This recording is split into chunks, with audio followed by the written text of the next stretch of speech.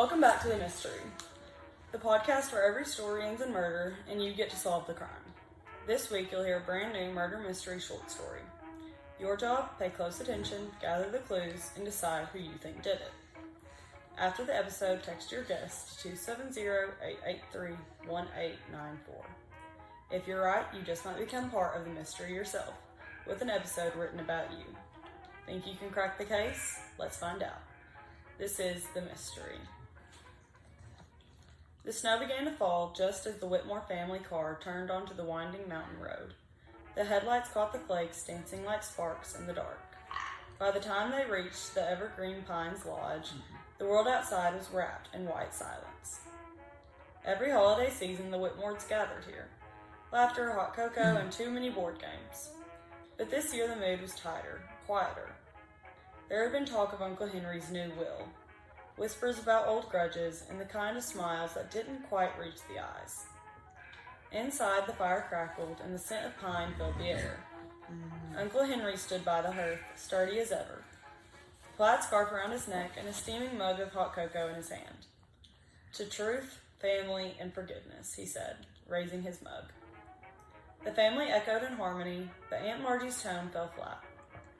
Everyone laughed politely and clinked cups, but Nora Whitmore, the youngest and quiet observer, noticed how Aunt Margie didn't meet Henry's eyes. That night, as the storm built outside, the lodge groaned under the wind. But Nora couldn't sleep. So she slipped from her room and walked down the hall, her slippers silent on the old wood floor. From the living room below came low voices, but she could hear every word. "You shouldn't have sent that letter," Henry said sharply. A pause, and then Aunt Margie's voice, trembling. "And you shouldn't have lied." Nora froze at the top of the stairs. She peeked down. The firelight flickered across Uncle Henry's face, hard and cold. Margie's eyes were wet. "I destroyed the original," Henry hissed. "No one ever needed to know." Margie's chin lifted. "You can't hide the truth forever, Henry. There's no better time than the present." The argument ended with the slam of a door. Nora tiptoed back to bed, her heart pounding. By early the next morning, the storm had buried the cars in snow. The world outside was white and still. Nora came down the stairs to find everyone gathered around the fireplace, and she could hear the sounds of sirens in the distance. Uncle Henry sat in his armchair. His eyes were open, but unseeing. In one hand, he clutched a torn piece of red and gold wrapping paper. On it, in thick red ink, was one word: liar. Someone screamed. Aunt Margie had dropped to her knees. Frank, Henry's caretaker, checked for a pulse and then shook his head. "He's gone." By noon, the snow had closed every road. No phones, no police, and no way out. They were trapped there together in the lodge. Aunt Margie sat trembling by the fire, dabbing her eyes. Cousin Leo, Henry's tech-savvy nephew, was pacing. Frank passed around coffee and offered hugs where people would take them. "It must have been an accident," Margie whispered. "Maybe his heart?" "Not with that note in his hand," Leo cut in. "Somebody wanted to send a message." Frank set down his cup. "Guys, we need to stay calm. There's no sense in pointing fingers until we know something." But Nora couldn't shake the feeling that someone in that room already knew the truth. She wandered around the property alone. As she circled back toward their cabin, she noticed a shimmer of gold peeking out of the bright white snow. She knelt down and dug up a ripped piece of wrapping paper, red and gold striped. On it read, "To Henry." Nothing else. As soon as she stepped back inside the cabin, Frank came out of nowhere. "Where were you, Miss Nora?" he said softly.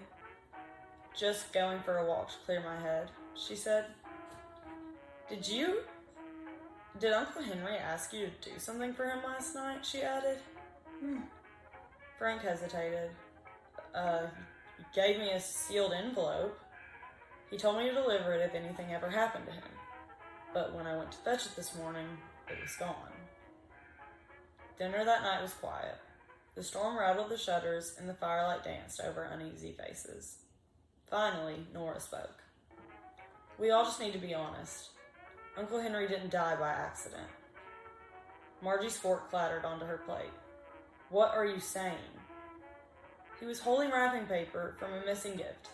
Whoever gave it to him knew what they were doing. Leo leaned forward. I heard him talking to someone before bed. He said he was working on one last case. Something about a family secret. Margie's face drained of color. He said that to me, too. He thought one of us betrayed him. Well, did you? Leo asked. Her chair scraped the floor. I loved him, even when he made mistakes. I loved him. Frank cleared his throat. It's best not to argue. There's already enough tension without, but he didn't finish, because the lights flickered once, twice, and then went out completely. An hour later, after lighting candles, Frank returned from outside, his boots dripping. In his hands, he carried a small box wrapped in red and gold paper, the same kind from Henry's hand. Found this buried under the snowbank near the porch, he said. Looks like someone tossed it out. Aunt Margie gasped. That's the one. That's the gift I gave him. I gave that to Henry. Leo frowned. You said you didn't give him anything. Well, I didn't want anybody to know, Margie said. It was personal. Frank set the box on the table. The paper shimmered in the candlelight. Nora stared at it. Don't open it yet, she said quietly. If that's what killed him, but the box gave a faint sound before anyone could move. A slow but steady tick, tick, tick. Everyone froze. Leo's eyes widened. Is that... Back away, Frank said. Now! Margie covered her mouth. No, no, no, no, no, no. The ticking grew louder, echoing in the silence. Nora felt her heartbeat match its rhythm. Then, in a trembling whisper, she said the words that would haunt her long after the trip was over. I don't think the killer ever left the lodge. The wind howled through the chimney and the candles flickered out, leaving only the ticking sound in the dark.